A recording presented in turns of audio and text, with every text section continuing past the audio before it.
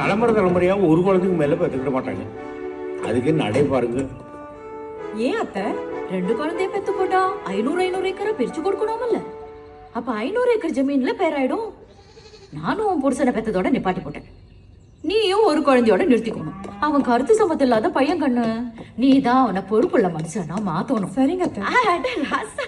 என் கண்ணே பற்றும் போல இருக்கு. அத்தியா எப்படி இருக்க பாரு, சிங்க குட்டி. அந்த நடைய பாரு, அப்படி அவங்க அப்பா மாதிரியே இருக்கான்.